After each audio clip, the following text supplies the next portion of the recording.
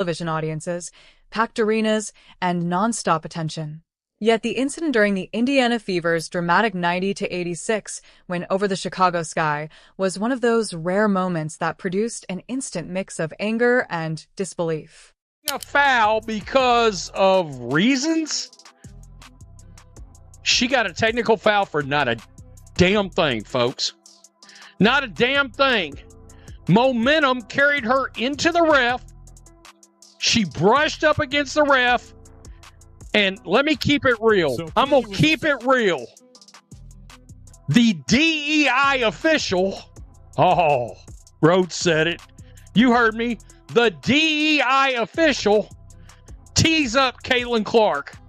By the way, if the WNBA does not rescind this technical, Caitlin Clark is suspended for the game against the Liberty.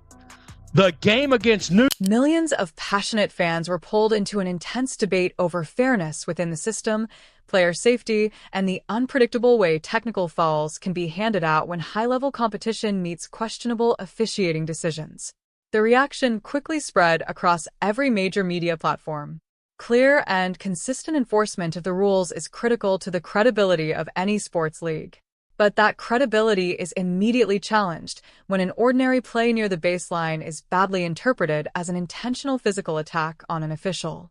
Players, supporters, and commentators were left staring at their screens in disbelief, trying to understand how normal basketball contact could become a punishable offense that threatened to derail an important game against the New York Liberty.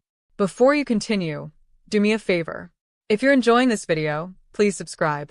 It only takes a second, and it's free. If you've already subscribed, I truly appreciate it. Thank you. That one is going to put her above the threshold and suspends her for Indiana's game Tuesday against New York. Caitlin Clark attacked the baseline with force, pushing the tempo and doing everything possible to keep the possession alive while facing heavy defensive pressure from Chicago's Natasha Cloud during a frantic third-quarter sequence. The competitive intensity quickly turned into what many viewed as an indefensible decision from the officiating crew. This was the moment the controversy truly exploded.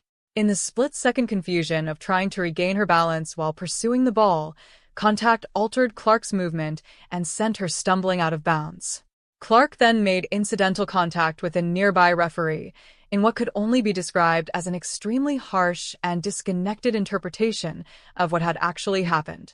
After the official stopped play, Clark was assessed her 9th technical foul of the season. To the basket. She's driving to the basket. One dribble. Gets fouled by Tash Cloud. Like leg-to-leg contact. Gets fouled by Cloud. Gets fouled again by Cloud. Then gets kneed by Cloud. And then trips over. And then follows through into the referee. And then walks back. And then gets teed up. She got teed up for tripping and falling into the referee. That single whistle immediately placed Clark's availability for the upcoming high-stakes meeting with the New York Liberty in serious doubt because, under the WNBA's strict rulebook, reaching 8 technical fouls brings an automatic, non-negotiable one-game suspension along with financial penalties.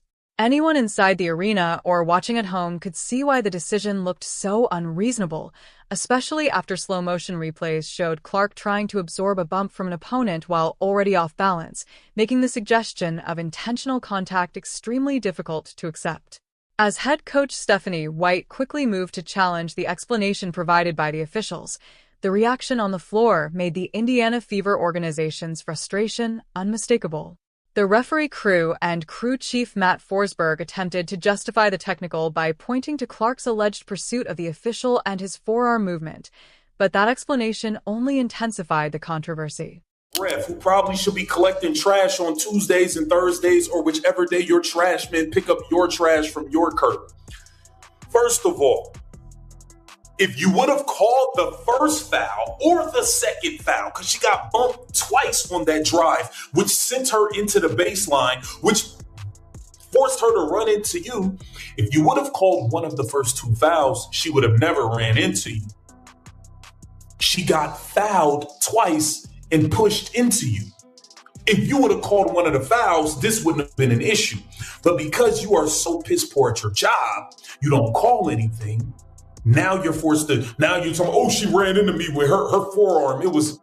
When players are moving at full speed and throwing themselves into plays in the fast, physical environment of professional basketball, accidental contact is bound to happen, exactly as Coach White pointed out. Her response made clear just how unreasonable the ruling appeared to her. White's frustration eventually boiled over when she herself was handed a technical foul simply for voicing the same concerns that viewers around the world were already expressing. Gave you the tech for bumping the official? Is that what the description that was given to you was? Well, either of you was? She told me. Yeah, she intentionally seeked out the official. You were backwards to them? Did you even know they were there in that moment? And through the forearm. Did you know they were there right behind you? Did they give you a different explanation of any kind? No, that's what I was told. Was your tech for the arguing? My tech was for saying that's bullshit. Even though I heard the F-bomb the whole fucking game. My tech was for saying that's bullshit. Like that's a bad call. That's a bad call. Incidental contact when you're flying out of control, like on it. And I thought her teammates should have come up and talked to her about that as well. Like I think that's really bad. That shit happens all the time in the game. Officials have to have some awareness in those moments, and it didn't happen. I presume you plan to appeal that one. Caitlin Clark remained remarkably calm and confident during her post-game interviews, explaining that she had already reviewed the footage and hoped common sense would prevail once the league office could study the replay without the pressure and emotion of the live moment affecting its judgment. Even before the official announcement arrived, Clark's composed attitude and confidence that the situation was being reviewed behind the scenes appeared to indicate that a quick resolution was already in motion. She was guarding, she said she was locking me up, so I said scoreboard, and the ref didn't like that, but, I mean, it was in the third. Oh. How do you balance that when you know one more is a suspension? And I mean, I'm never going to back down, and I think it was the same thing with the way Kelsey was in the first half too. She got one in the eye. She's never going to back down from a moment. And I think just continue to try to control your emotions the best you can. And that intensity and that fire is what makes me me. But also knowing my team needs me and finding a good balance of that. But I don't think I'm going to be playing with that in the back of my head. I think that might hinder my play a little bit. So I think just continue to be myself and then just try to refocus to focusing on my team. Fans breathed a major sigh of relief when the WNBA League office announced less than 2 hours after the final buzzer that the technical foul had been overturned. For many, it felt like a clear win for common sense. Had the league kept the original decision in place, it could have established a dangerous precedent by validating poor officiating and penalizing a star player for what appeared to be an unavoidable basketball collision. By keeping one of the league's biggest attractions available for a critical matchup against a direct challenger in the standings, the ruling helped protect the competitive balance of the league. Although the immediate crisis was resolved, the situation opened a much larger conversation about the overall standard of officiating across the WNBA. Players face serious physical punishment throughout a demanding regular season, including hard falls, fighting through physical screens, and absorbing contact in the paint night after night. When officials interrupt that natural flow by issuing game-changing technical fouls for routine contact, competition suffers, and fans who invest their time and money in the sport become frustrated. For athletes dealing with an exhausting schedule, the financial and practical consequences of technical fouls in the WNBA create another source of pressure. Under the tiered system, reaching milestones such as the 8th technical foul carries both a dreaded one-game suspension and a required $1,500 fine. Every technical can become a major concern for teams trying to protect their playoff position and maintain roster stability because additional technicals bring even stronger penalties and repeated absences once the threshold is crossed. When a player is approaching suspension because of an incorrect ruling, it becomes the franchise's responsibility to act quickly and submit an appeal before the countdown to the next game expires. The speed with which this particular appeal was resolved showed just how questionable the original floor decision appeared to be, reinforcing the frustration expressed by players, coaches, and sports commentators around the world. It also provides a serious reminder that accountability in professional sports has to work both ways.